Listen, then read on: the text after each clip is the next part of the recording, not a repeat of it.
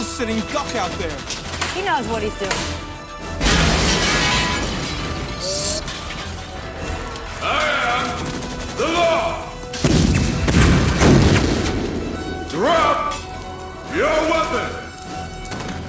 These plots are under arrest.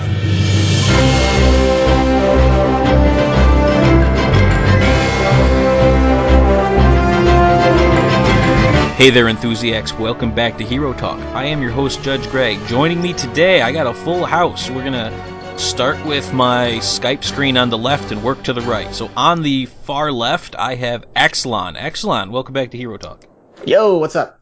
All right, and holding down the center, I have Kynetyk, Nick, from behind the line. Nick, welcome to Hero Talk. Howdy. And on the far right, I have Goose, known from such podcasts as Hero Talk. Goose, how you doing? Doing just fine. Pleasure to be here. All right. Today's film is, are you guys ready for it? Because this is the film people have been waiting for since I started doing Hero Talk. You ready? Judge Dredd. I'm going to be honest, right off the top of the bat, I had a hard time seeing Dredd written across the badges on the judges and not thinking to myself, like, shouldn't that say Greg? It should, yes. Yeah, like, it looked wrong to me. I'm like, wow, I've been looking at my avatar too long, because it looked wrong. The first time I saw it, I'm like, oh, that looks wrong. It's supposed to say Greg. Anyway, before we go too far, let me just remind everybody, Hero Talk is a spoiler podcast. And while we'll probably try to keep it down to Judge Dredd's world and maybe the Dredd movie, our philosophy is anything that has been released is on the table and considered fair game. So you've been warned. So I'm going to start by saying that this is a movie that I liked when I first saw it, but now having seen Dredd and having it been proven to me that you can do this the right way, when I see this movie, I just can't help but notice the cheese. And what really glares to me now that I've actually read some 2000 AD comic books is just how much this movie has the look of the Dredd universe, but not so much the anything else of the Dredd universe. I don't know. Maybe that's just me. Nick, what did you think? Yeah, I think it kind of comes down to the casting of Dredd itself. It's the same sort of thing. He pretty much got cast for his jawline, which looks almost perfect. As he should. Yeah. But then I've gotten the impression that a lot of the direction that the story took was from Stallone's input, and it really started to separate itself from the source material. Yeah. I heard that too. Stallone in recent interviews has even said that he looked at Judge Dredd as being a comedy action movie, which is wrong. Well, one of the reasons that people remember this movie with some fondness is because of the ham, but right. It's not. Stallone isn't exactly wrong in saying that it should have been hammier, because it's not exactly hammy enough to be considered one of those just fun movies. It's got a real weird disconnect with the tone that it's trying to go for when you see someone, blood spilling from their arms and legs getting ripped off, and then you hear the law. Yeah, no, I could see that. When you're trying to play this whole, like, oh, we're trying to poke holes in the kind of authoritarian Big Brother society, but, here's some Rob Schneider jokes. It didn't really go along. I don't know. Axalon, what did you think? I still like this movie in that cheesy way. Like, it's like Van Damme's Street Fighter kind of way, Yeah. Well, okay, to be fair, I liked Street Fighter a lot more than this. Oh yeah, but it has the same feel, I guess, to it. Yeah, now, granted, the writer for Judge Dredd, or one of the writers, there's actually two credited writers for this movie. One of them was Steven DeSouza, who was the writer and director on Street Fighter. So there's something to that they would have it all a similar together. Feel, yeah. Yeah, other than that, though, I will say the glorious golden shoulder pauldrons he had at the start of the movie. Yeah. If there was one thing I wish Dredd, the 2012 Dredd, could have done, would have been to somehow incorporate those massive pauldrons. I don't know. I kind of liked how Dredd sort of took that outfit and said, all right, let's make it actually look like a police uniform. Oh, absolutely, absolutely. I was hoping kind of like maybe he has like a dress uniform and he just has these massive golden like hunks of metal. I could see that for like a dress uniform, yeah. If just something for ceremonies, they would have the big golden ones. But yeah. Yeah, no, that's a good point. All right, Goose, what'd you think? I'll be honest, I agree with Nick. It feels like the movie was trying to have its cake and eat it too. It wanted to be taken seriously, but it still wanted to be fun and hammy, and it just doesn't gel well together when you try to do that. I did enjoy the movie when I first saw it, but upon more recent viewings, like you said, it just doesn't hold up that well. Yeah, and then one of the big problems that I had is because since the last time I've seen it and this time, I've probably read I shouldn't say a significant portion, because the 2080 comic has been going on since the 70s, and one of the things I love about this comic is that the characters age in real time. So if you were to pick up like an issue today, Judge Dredd's in his 70s, and still judging, so 50 plus years on the force, good for him. But I guess because I've read some portions of it and filled in a lot of the gaps in my Dredd knowledge, I spent most of this more recent viewing just picking apart things that I didn't like, or things that I was like, that's not how that worked. And I mean, looking at things like, well, why is that guy's not the bad guy? And I think it all culminated. The thing that made my brain explode out the sides of my ears was when Armand Assante opened up the secret package and it had his old badge in it, and it said Rico. Because anybody who knows 2080 knows that the name across his badge would be Dredd. His name is Rico Dredd. And everyone gets confused because there actually is a different Judge Rico in the comic books. And so people see that image and they think it's this guy. And I see that, and it triggered that part of me where like, that's not what it's supposed to say. And it happened early enough in the movie that I just started picking it apart at that point. And I probably didn't give it enough of a fair shake this most recent time, because the whole time I'm either picking it apart or secretly wishing in my head this was Demolition Man.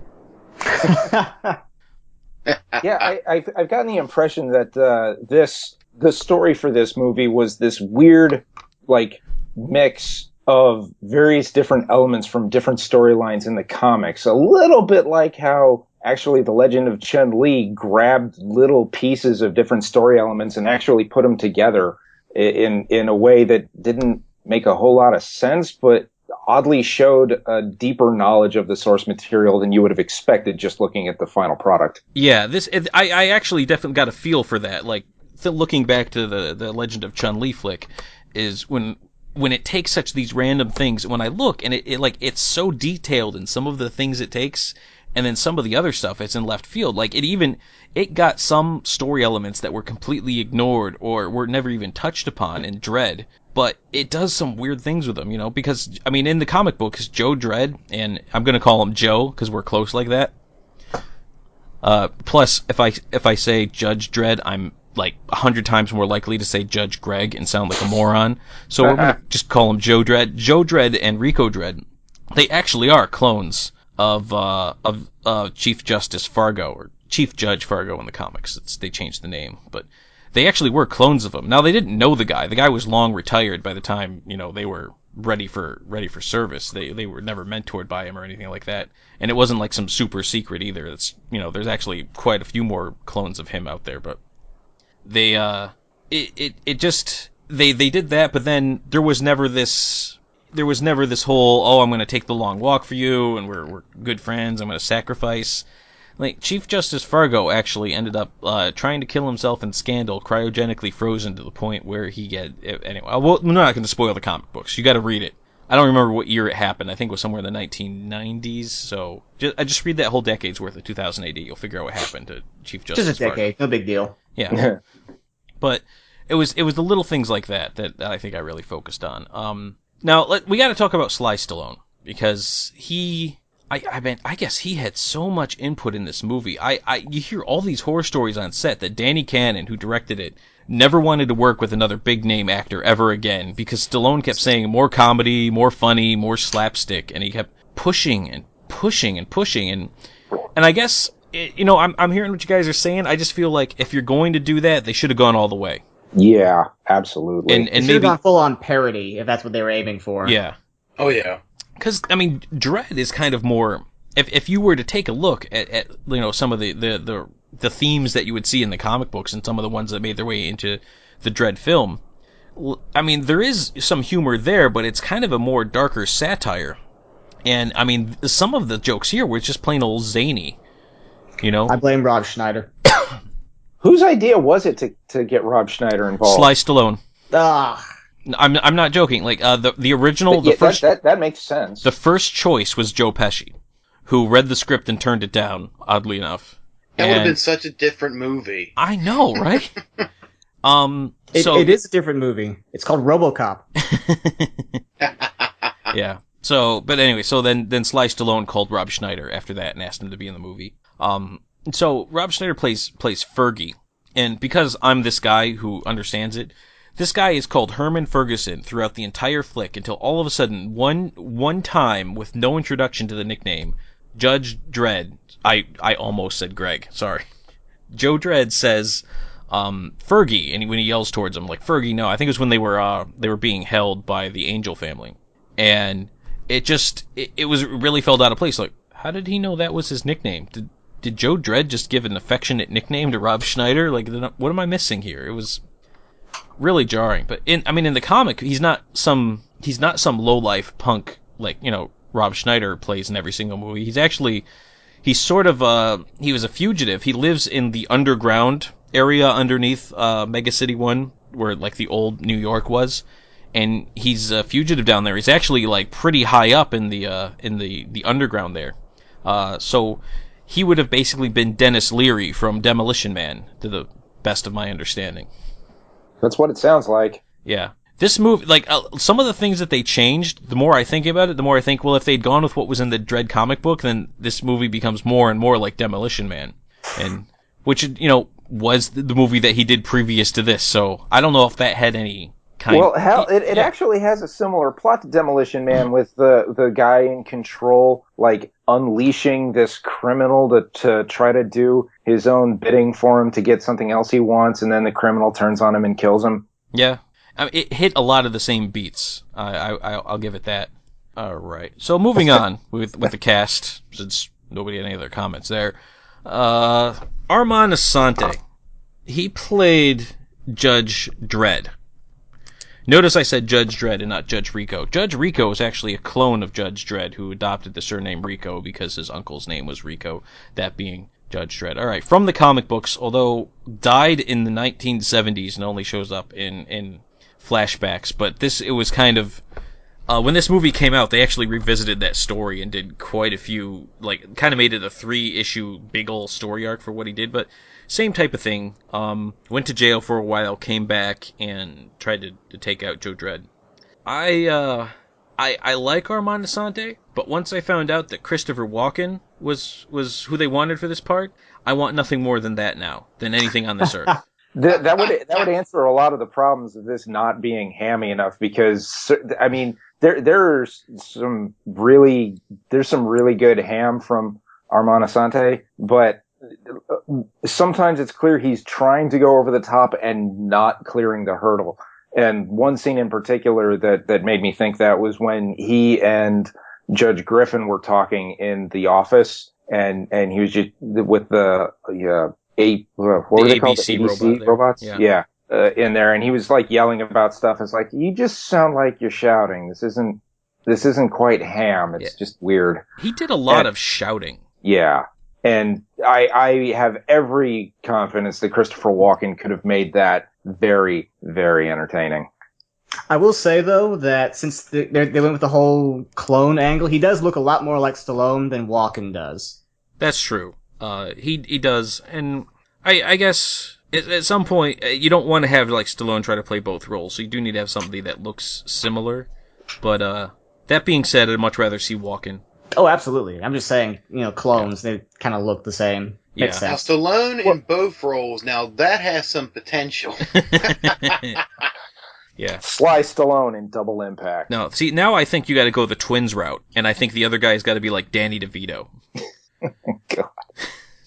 Now it's a completely different. Now I'm getting on board. Even in the logic of the movie, if you're going to say, well, he's a clone, so she'd be exactly the same. Well, the DNA sample that Joe Dredd and Rico Dredd were supposed to be made from, that Rico then deleted and replaced with himself, so he replaced something with the exact same thing. Yeah, that was kind of funny to me when they got rid of the old sample, which was the same sample he was made from. It's like, so I go to multiplicity on this. I'm like, so you're just gonna make a copy of a copy? You understand it's not gonna be as good. Yeah, I was about to go there. Well, he is crazy, so That's true. So this cloning in this world isn't an exact copy. That's the only way you can explain that. Yeah, I'm okay with that. Really, there was now this whole the whole clone thing. I'm going to kind of jump off the cast and talk about the final climax, which is not usually how you do a successful podcast, but they have this whole thing where he wants to awaken the clones and whatnot,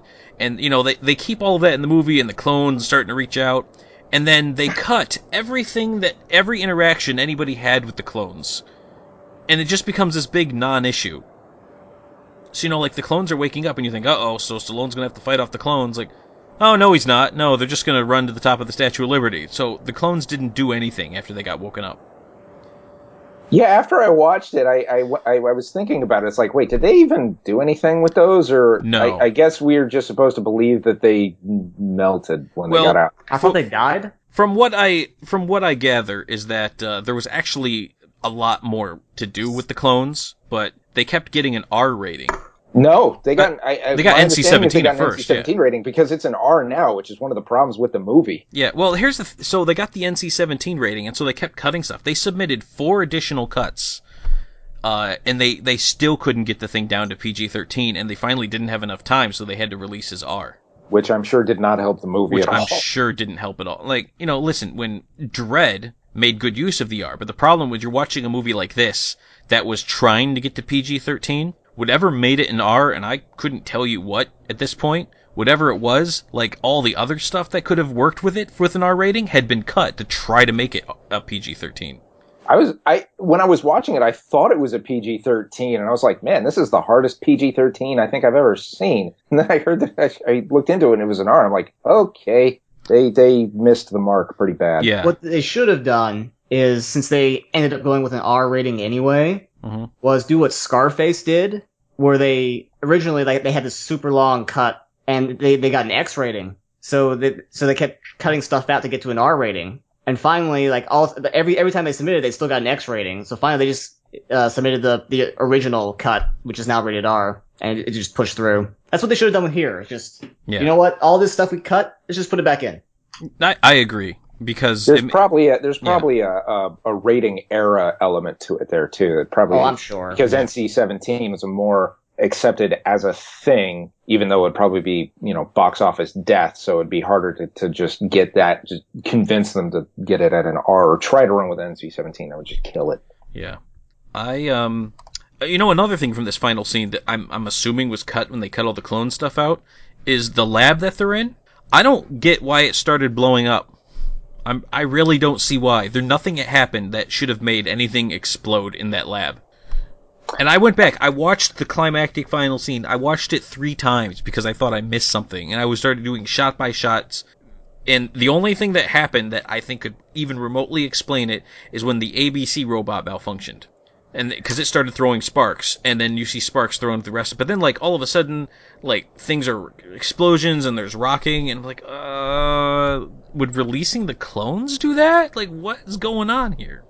Well, clearly the reason it happened was because this is the climax of an action movie, so there's got to be more explosions. Yeah. Ham overload. Yeah. You'd think they'd at least establish why it was blowing up. Not just this is where the explosions happen now. The best explanation that I could come up with is because it sucked up so much energy to make the clones that when you released them early and didn't have a safeguard in place, it's still sucking in all this energy and it's not going anywhere and it's overloading systems. Yeah. That makes about as much sense as anything else I can think of. Was the lab inside the Statue of Liberty? I think it was below it. The Statue of Liberty is not that big. I mean, it's not that big. However, there was, when Joe Dredd's chasing Rico, they make it to the top pretty quick, which seemed like if I wanted to stash a getaway vehicle, the top of the Statue of Liberty would not be where I'd want it to be. I'd want it to be somewhere a little more readily available. I don't know. That's just what I would do. Maybe that time that they were running up the Statue of Liberty is when Judge Hershey was killing the clones. Yeah, maybe. So, nice segue. Let's talk about Judge Hershey. Diane Lane plays Judge Hershey. I don't really... Like, does anybody really recognize... I can recognize Diane Lane, the actress, but I can't think of anything she's really been in. She was... Now, she was in Man of Steel, right? Yes. Yeah. Yeah, Superman's adopted mother. Yeah, she was Ma Kent. Yep. Other than that, I'm drawing a total blank. So, it just kind of shows you that, like, and she probably wasn't the best actress for this type of film. I don't think Judge Hershey was the best character for the film. Because, I mean, while Judge Hershey is sort of a friend of Judge Dredd, and, you know, she does go on to become a chief judge, I would think Judge Anderson would have been a better choice. Yeah, I was just going to say, that would have made a much better choice, in my opinion. Yeah, it would have been, I mean, because Judge Anderson and Judge Dredd work together all the time, and other than Judge Dredd, she's the other most popular judge in that universe. So, unless they were kind of really hoping they could have gotten that Judge Anderson spin-off movie working, there's no reason not to have her in this movie and playing opposite Dredd. But then how would Dredd make his I knew you'd say that puns with a psychic person?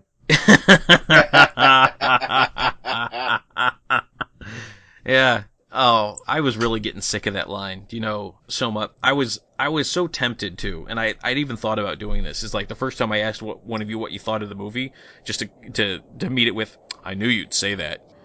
But then I thought, no, you know what? Most people have blocked that part of this movie out. So nobody would get it, and everyone's like, why is Greg being such a jerk all of a sudden?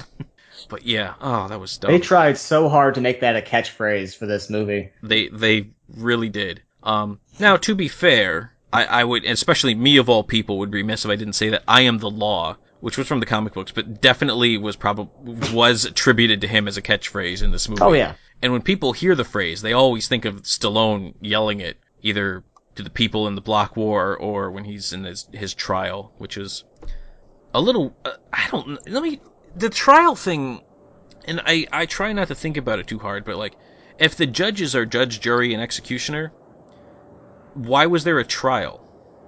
Well, given the way the trial ran, I think it's pretty clear that they're out of practice.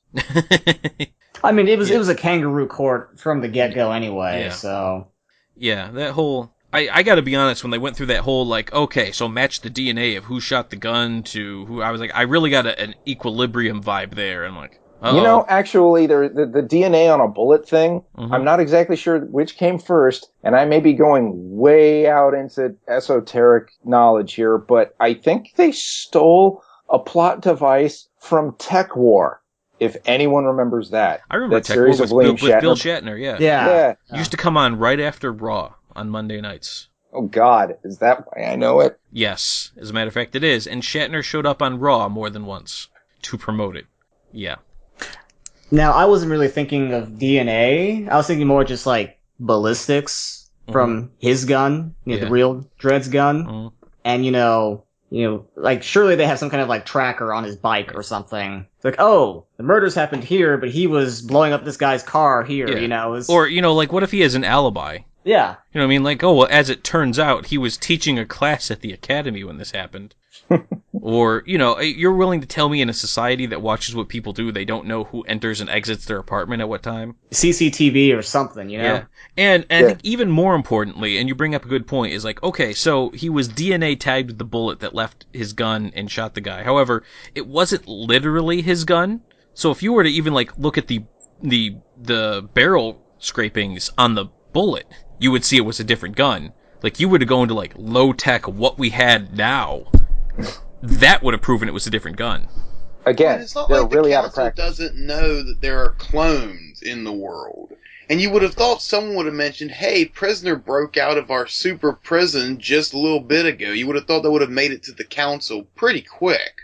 Yeah, because, I mean, it's not... I mean, I know they were trying to keep it quiet who it was, but...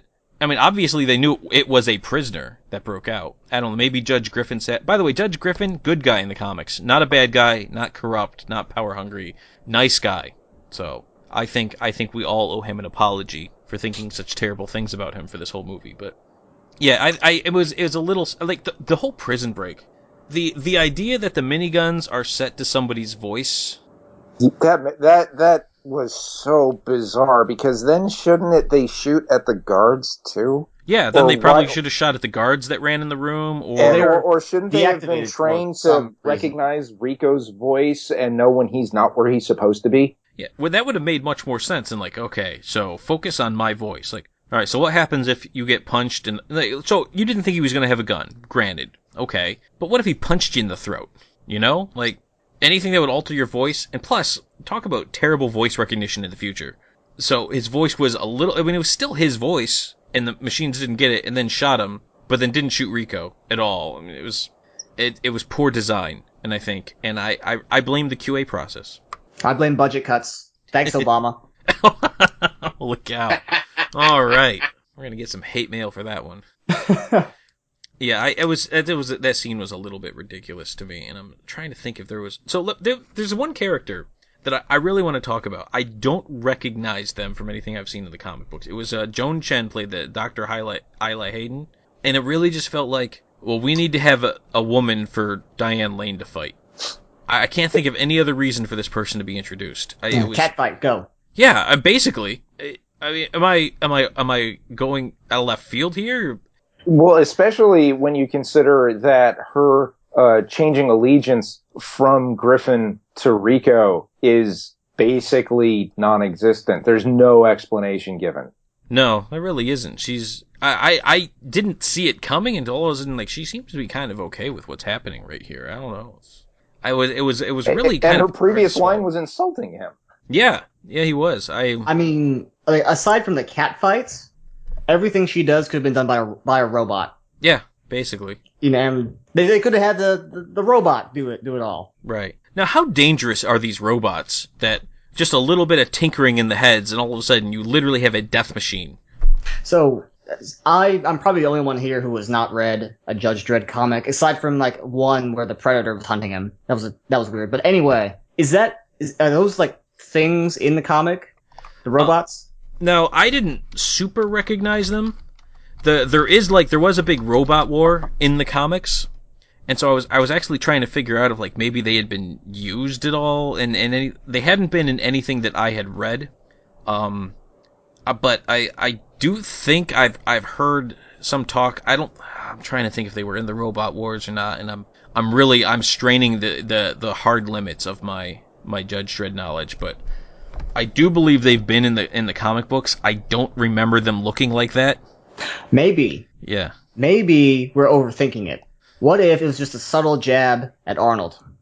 Could have been. Arnold Schwarzenegger was considered for the role of Judge Dredd. He turned it down, ironically, because he didn't want to have to wear a helmet the whole movie. Ah. Now imagine him as Rico. That would have been a movie. Now we got a completely different twist on this movie, and I would have watched that. Imagine Arnold as Rico and Christopher Walken.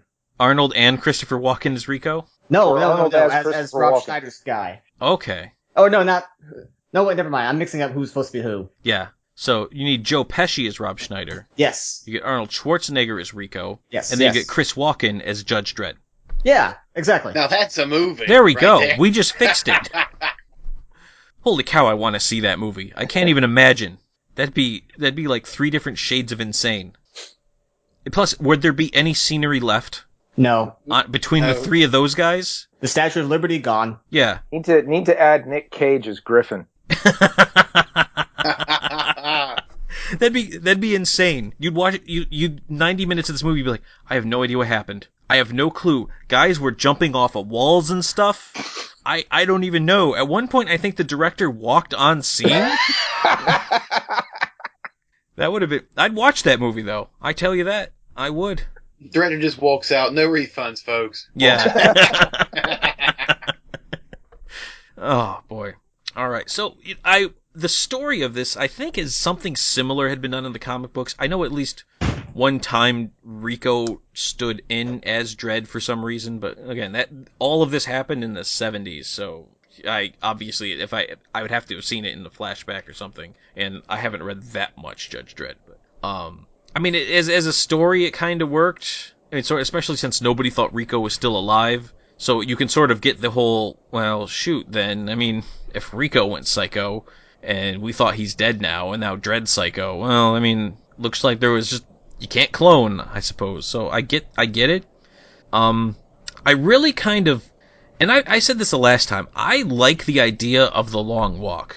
It's a really interesting concept to me, and I kind of wish the movie could have been more like get Dredd on the long walk, and then like maybe Dredd is on the long walk, get it there out there sooner, and then Anderson, because I don't want Judge Hershey, I want Anderson, figures out what's going on, on account of psychic, and then sort of has to go get him and bring him back. And I think I would have liked that more. I want to see more long walk, honestly. I kind of thought that's what they were going with the very first time I saw this, because he talked about the long walk when he was doing the little class at the academy. Yeah. I thought what's his face was going to like pull his clout, his mentor or whatever. I forget the guy's name.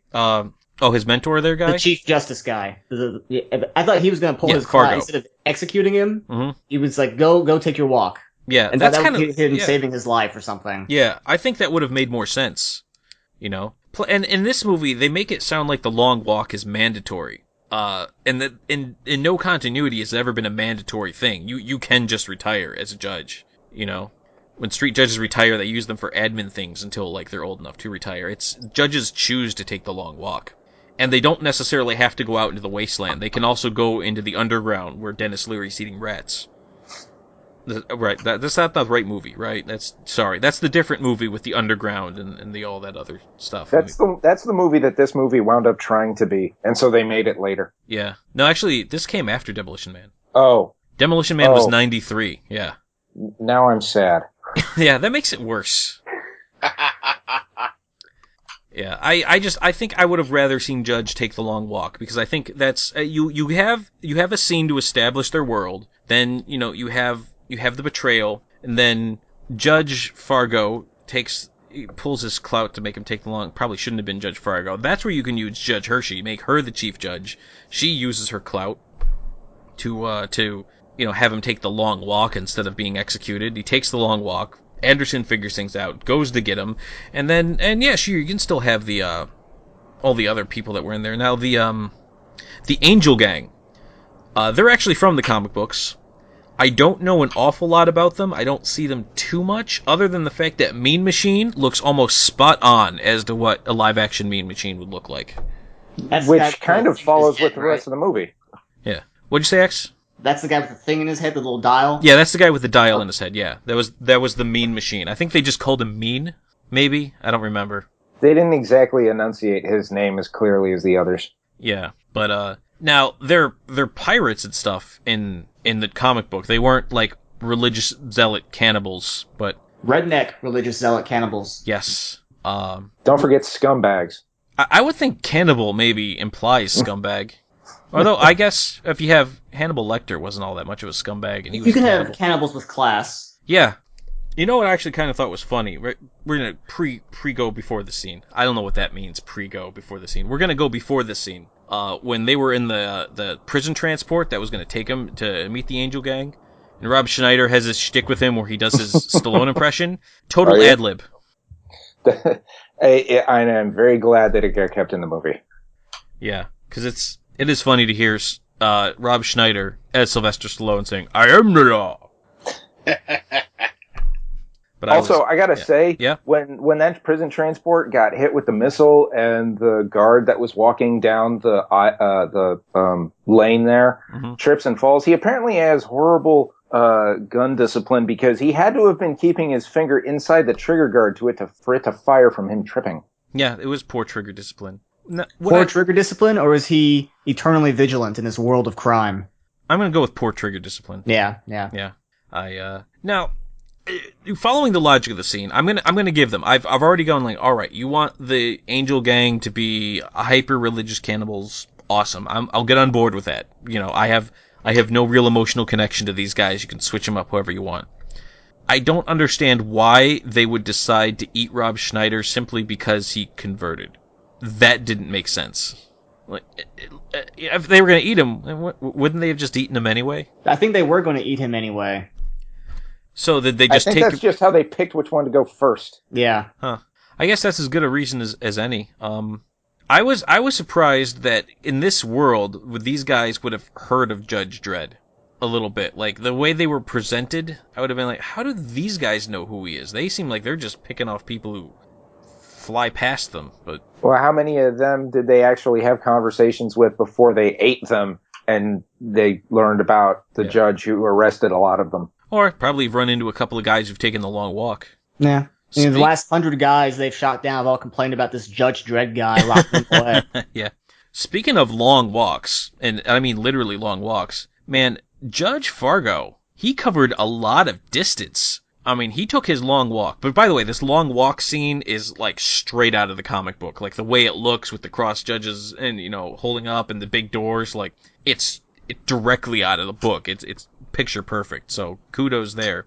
But he takes the walk, and then Judge Dredd gets in a plane, and on his plane flies quite a ways, enough to have a conversation with Rob Schneider before he gets taken down, and then Fargo catches up to them in order to save Judge Dredd, in order to die. He's on a long sprint. Yeah, that's what he took. That's why he's the Chief Justice. Wow. There's some bureaucracy problems in Mega City 1. It took a long time to process Dredd.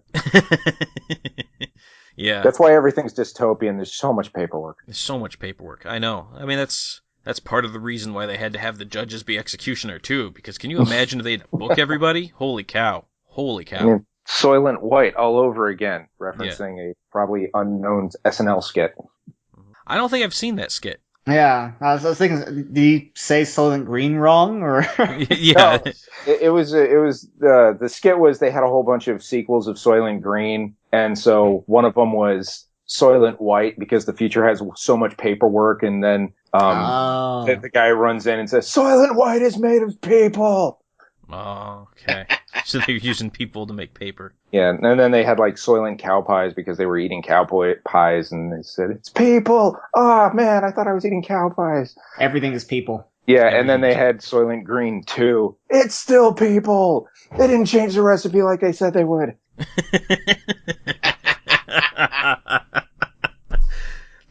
I would watch that movie. I would watch that movie if that was the twist. And I want Christopher Walken and Sylvester Stallone. It's a buddy cop movie. Soylent Green 2? Soylent Green 2, a buddy cop movie with Sly Stallone and Christopher Walken. I'm telling, that's gold. That is gold. I want it now with the old Christopher Walken. Yes, right now with old Chris Walken. Because they're about to retire, so the whole thing is which one's going to die right before retirement. Right. And then in the finale scene, you find out the one guy, he's eating the guy who died. Wow. I think we just wrote the script for Expendables 4. With Chris Walken, yes.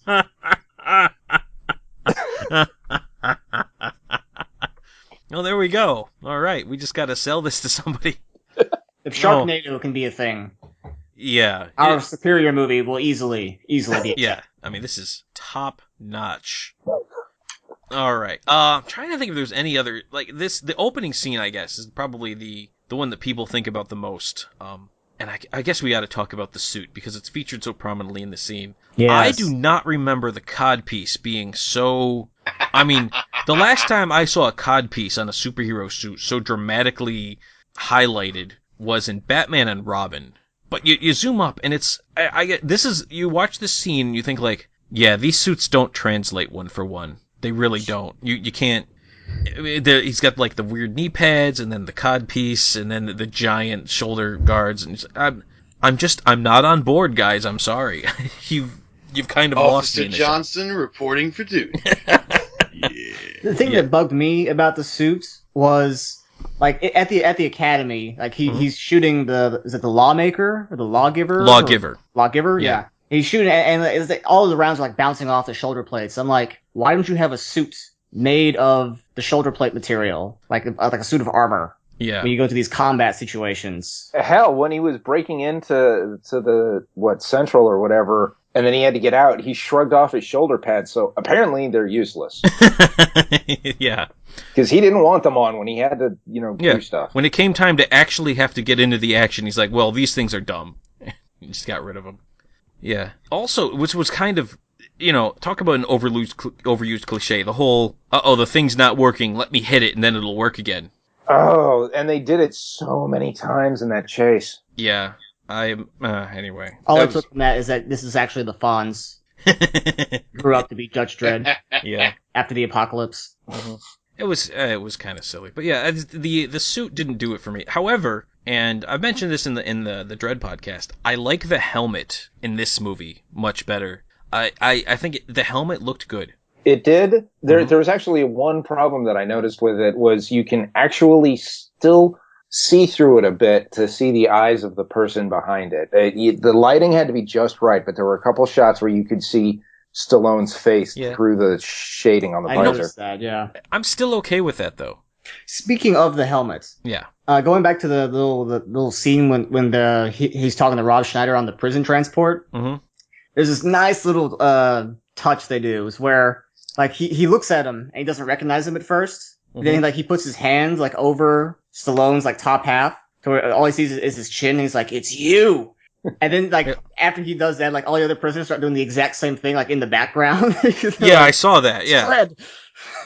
I mean, he has the perfect chin to play Judge Dredd, to be perfectly honest with you. I mean, he's got the Dredd chin. So, it's kind of sad that he then took the helmet off for most of the movie, because they got a big-name actor, and so his face had to be shown in it, but it's like, well, you got a guy whose chin is going to look good to play Judge Dredd, and then he spends 90% of the movie without the helmet on, so he doesn't look like Judge Dredd. All I'll say in that regard is that Carl Urban does some damn fine chin acting. He does. You know, I can't speak the praises of Dredd enough to the point where I'll even do it in this podcast, but yeah, I love Dredd, and I think Carl Urban did a phenomenal job. But I will say that, like, imagine what he could have done with Stallone's chin. Well, as is, I bet Carl Urban's cheeks had to hurt for a month after that movie with all the scowling he was doing. His face was permanently like that for a couple weeks. Is anything wrong with your coffee, sir? No, it's perfect. Are you sure? Yes, it's fine. Here, we'll just give you a refund. No, really, that's not necessary. No, okay, sir, you're gonna have to leave. You can't harass me. You're creeping everyone out.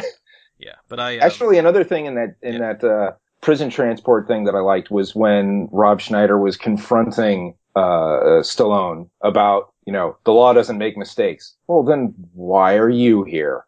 Yeah, I that was kind of a character trait that it really felt like they were sort of when that was the part of the movie where they were trying to do something a bit more serious, and the whole idea that Judge Dredd is so dedicated blindly to just the law, because he is the law, and it made him seem more simplistic, like a child. Mm-hmm. You know, whereas in Dredd, you clearly get to see a completely different purpose. Like, he's dedicated to the law, but he's more like, I have to keep the peace. So even like when he saw like one guy, like we've mentioned him in that podcast, when in Dredd, when he sees a guy loitering, he doesn't just pull him down and say, this is what the law says, blah, blah, blah. He prioritizes. He's like, you know what? I got way more important things to do than with a loiterer, so just be gone.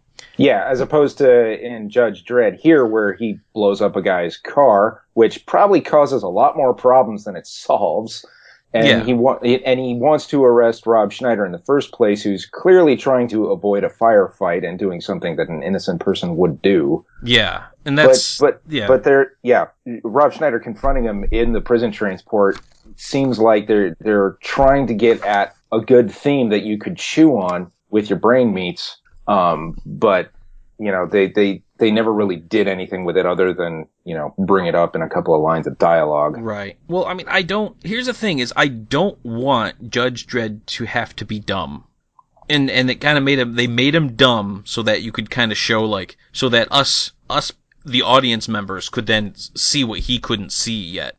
And I don't like that. I like, if you want to show him he's the super cop, make him a super cop and make him competent. And it felt like this was kind of a cheap way to sort of show, like, see, he learned that you can't always take things so seriously. But they also showed that he was competent because he knew the effective lethal range of some weapons. Yeah, he did. Although I will point out that just because the lethal range is 200 meters doesn't necessarily mean I'd want to take a hit at 300 meters. Especially when they're firing straight down, which probably extends the lethal range quite a bit. Yeah. Oh, no, the shoulder pauldrons, it's covered. I mean, even if it's not lethal, it's still going to hurt. Right. Especially if it hits you in your face, the exposed part of your face that, you know, you're looking up to yell at them with. Yeah. No, the glare from the pauldrons. All your arguments are invalid. I'm sorry. Speaking of the helmet that's what the again, cod that's piece is one for. thing that did kind of bug me, is that whenever the microphone shot out of there, like, what, this is not a karaoke machine. What's going on with that? For some reason, that bugged the hell out of me when I first saw it. In the future, you don't have time for a bullhorn. All right, it's all got to be right there in the helmet. Can't be pulling out. Okay, something that's in the comic books, and neither movie did this, and I kind of would have liked to see this. Is like the judges also have nightsticks. They call them day sticks. I don't know. Maybe that's a British thing. I don't actually remember why, but they have nightsticks. Like, so there could be some hand-to-hand combat going on, and of all the people that you would think would want to have some hand-to-hand combat going on would be Sly Stallone. But, they never did that either. Well, they did when he had the metal pipe and was fighting the robot guy. Not the actual robot, the Mean Machine. Oh, Mean Machine, yeah. I now want to see him and Rico dueling with day sticks. That would have been a cool end scene. Yeah. That, the one-liners, too, didn't seem very Judge Dredd. You made me think of this final scene with him and Rico when he's like, court's adjourned. Like, really, dude? Like, really? I'm gonna be this guy, and I apologize, and I hate to say it, and I feel bad about it, but I don't think Judge Dredd would have said that. Well, we already know how bad the courts are when you actually get to one. That's true. One thing I did appreciate, though, is that it felt like a certain symmetry, is that both in this movie and in Dredd, it ends with Dredd throwing the person off of a tall building. Speaking of, because of this movie, when the climactic scene of Dredd, where Carl Urban Dredd like throws her out the window. Yeah. I was like right before when he was like reading her like the charges or whatever. I totally expected him to actually say that line, like that. I knew you'd do that or something. When she just says nothing, just like inhales the slow mo, just because of the last movie did. I don't know why. I figured that he would say that and then chuck her out the window. I knew you were gonna say that. I'm sure you knew. I'll be honest, Court's Adjourned kind of felt like a Schwarzenegger line. It did. It feels like something I would say at the end of Hero Talk. I mean, honestly, doesn't it? Yeah. Like that's kind of the same level of cheesiness that was there. Like, oh, get it? Because I'm a judge. That's what it felt like. But yeah, I'm okay. Whatever. Rico dies. We think he just fell off the Statue of Liberty. Yeah, but there's all kinds of cars flying around. He could have landed in one all Lilu Dallas multipass style, and who knows where he'd be after that. And that leads to Dredd 2. The he search probably for fell more in the same money. Car that Anakin Skywalker fell in. They're all chasing Jango Fett. I would watch that movie. Judge Rico and Luke Skywalker fighting Jango Fett. I decided to go Luke Skywalker, not Anakin. I don't like Anakin. No one does. No one likes Anakin. That's fairly universal, yeah. So, also, why'd they move the Statue of Liberty?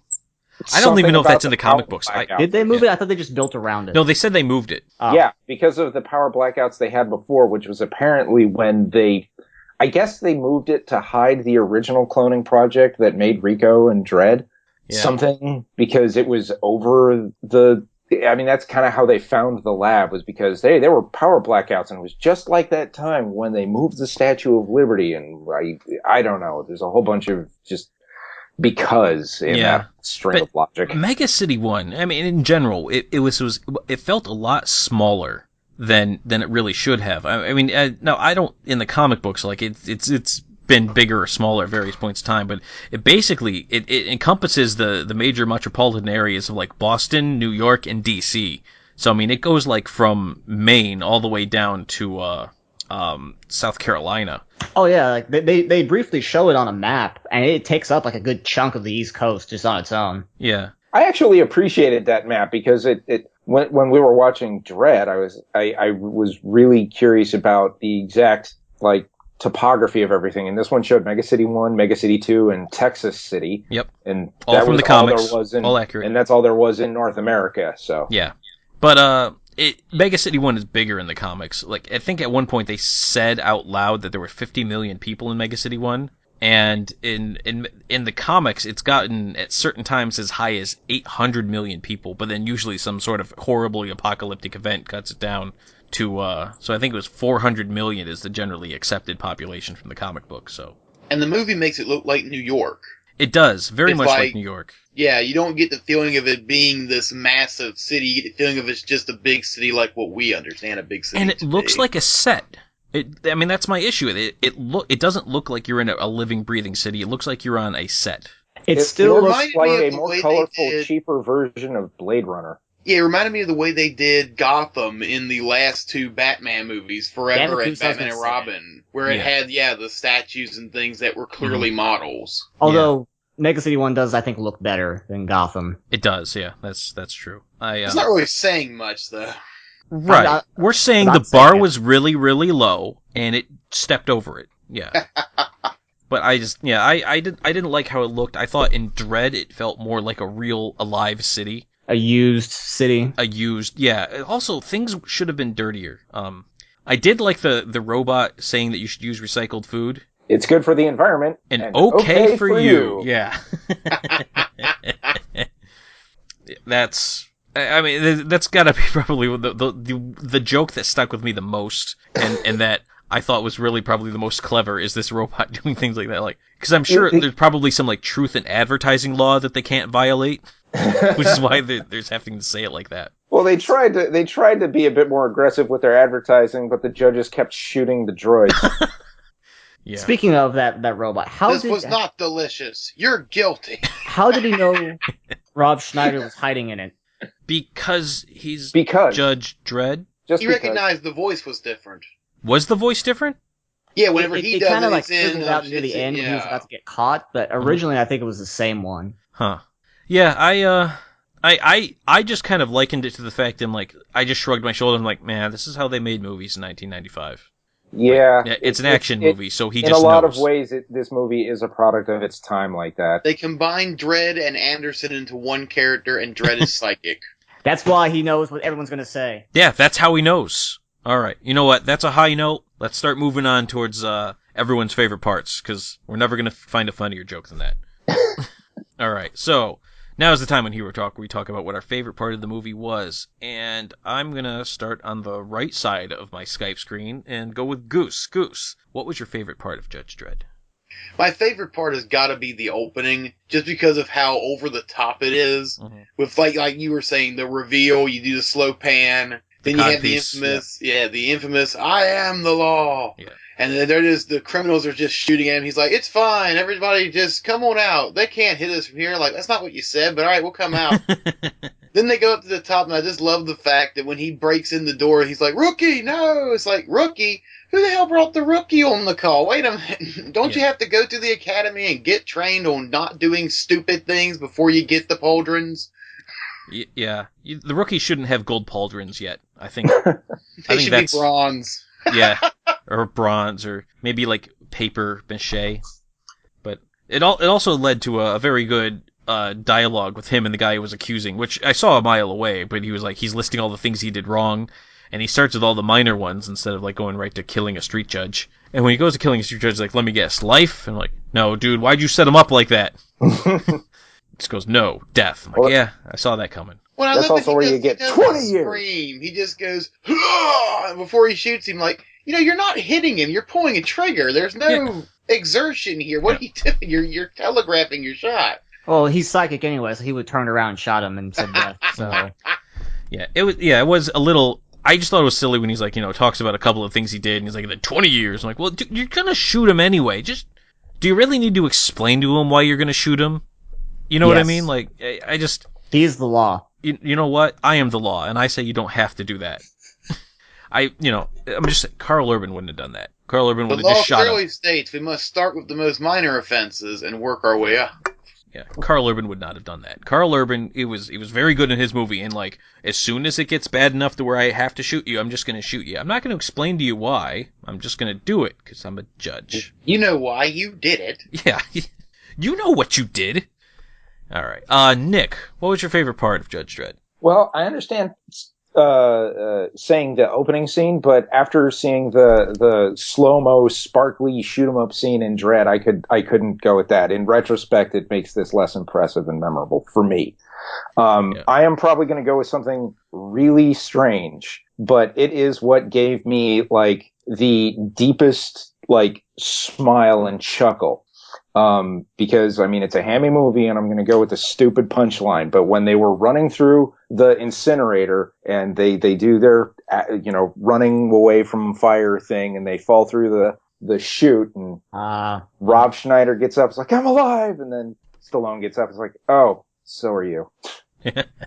I knew you'd say that. It's a stupid joke, but in a stupid movie, it's the one that put the biggest smile on my face. Yeah, that's fair. The look on Stallone's face is just classic in that scene, because he just looks over like, really? Yeah. All right, Axalon, what was your favorite part? I'm gonna have to agree with Goose. Definitely the opening scene. If they had kept that level of quality from the opening scene throughout the rest of the movie, I think people would remember this movie differently. Yeah, I think it would have been a more fun action movie rather than when it tried to be smarter than it really was.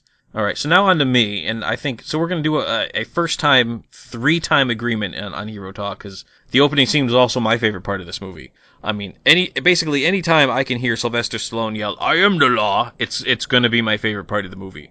So honorable mention to later during the trial when he yells he is the law, and to the prison transfer scene when Rob Schneider says, "I am the law," in his Judge Dredd voice.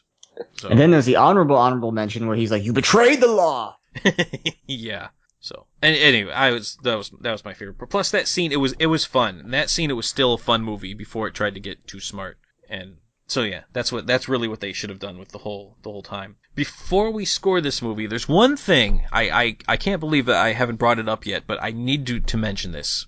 And the final scene of the movie, where Judge Hershey gives a kiss to Judge Dredd, and it's all like, oh, get it? There's a romantic interest. All right, that is against regulations for street judges to have personal relationships, especially with each other. They are, in fact, required to be celibate, and so right there, both of them would have been judged. So there you go. The movie broke the universe. Well, if it took that long for it to break, then I think overall it did okay. Yeah, I thought it was at least worth mentioning that, like, hey, that's actually would not have happened in the comic books. All right, let's score it. I'm going to go in the opposite order. I don't remember what order I went in. So, all right, I'm just going to go in any old order. And Nick, I'm going to start with you. What would you give this movie? Well, I actually, every time I try to think of this movie, I try to remember things that happened in it. And the stuff that I can remember is about 15 minutes worth of content. I mean, there's some really significant hammy fun bits in there, but the rest of it just feels so empty to me. So I'm going to give it the percentage. I'm going to give it the percentage of time that Stallone was wearing the helmet. All right. So like 2%. Something like that. Yeah. All right. I didn't take out the stopwatch. I didn't care enough. Neither did I, but was not enough. All right. Axalon, what would you give Judge Dredd? I would give this 3 broken flying space future motorcycles out of 5. No, that's a fair rating, I think. All right, Goose, how about you? I give it 2 codpiece out of 5. 2 codpiece out of 5. All right. Now for me, for the charge of ignoring a good and rich comic book universe and allowing Sly Stallone to inject inappropriate humor and not enough fun into this movie, I sentence Judge Dredd to 15 years at the Aspen Penal Colony. I don't know what that translates to. Fair. Yeah, but I think it's fair. Yeah, I agree. So anyway, that was Judge Dredd. Guys, thanks for coming on. Nice to be here, man. Thanks for having us. Court will soon be adjourned. I'm gonna start doing that from now on, just because. All But right. Why not? You are the law. That's as good a reason anything happened in this movie was because. Because I knew you were gonna say that. All right. On behalf of my panel, Please guys. don't start doing that one. No. No, I think it should happen. Yeah, I knew you were going to say that. Go ahead, somebody say something. No. I knew you were going to say that. All right, on behalf of my panel, I want to thank everyone for joining us. Hey, if you have a movie you want us to discuss, or if you want to try to get in on one of these with us, you can go ahead, email herotalk@enthusiacs.com. For more podcasts, Let's Plays, articles, videos, and reviews, visit Enthusiacs.com. You can follow us on Twitter @Enthusiacs. We're on Facebook, on YouTube, and as always, I will see you all right back here for the next Hero Talk.